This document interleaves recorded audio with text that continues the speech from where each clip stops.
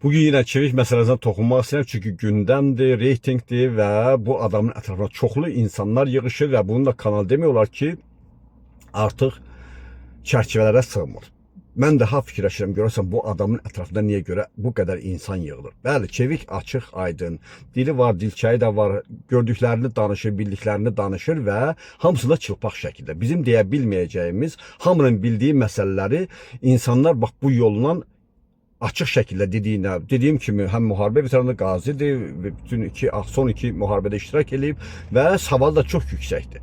Və bunun da bəzən də debatına çıxan insanlar, bunlarla debat edən insanların əksəriyyəti bir savaddır. Dil çatdırmayan da başlayır söyüş söyməyə, qarğış sökməyə, nə bilim, nə ağzından gələni deməyə. Bunlar fikirləşirlər ki, həmin ateisti bunlar susturmaq istəyirlər, bu söyüşlə, təhqirlə. Yox. Siz əslində qalanda bizim nəinki özünüzü, hətta bizim dinimizi də hörmətdən salmış olursunuz.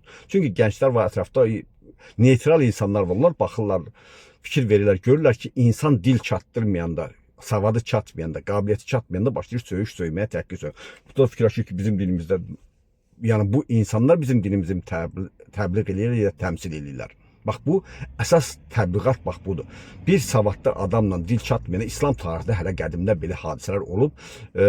Alimlərə gücü çatmayana, dili çatmayanda onları qətlə yetirmişlər. Bizdə də olub qədimdə İslamın 300 illik əsas dövrü olub. Güneşlenen dövrü olub. Peyğəmbərimizdən sonra, o 300 ildən sonra İslam ümməti geri getməyə başladı. Başladılar ancaq ərəbcə oxumağa. Ərəbcə oxumaq, yəni imperialist bir dinə xidmət eləməkdir. Din bəşəriyyət üçündürsə, bu hamının dilində olmalıdır, hamı başa. Bizdən başqa bütün canlılar, yer üzündə nə qədər canlı var, hamısı öz Allah'ını, öz dininə, öz dilində ibadət edir. Biz müsəlmanlardan başqa. Ona görə inkişafımız bəllidir. Hələ dünyada məşhur olan bir alimimiz yox. İslam ümmətinin son bəlkə də 500 ildə bir dənə, 300 ildə, son 1500 ildə bəlkə də bir dənə normal alimimiz yoxdur dünyada.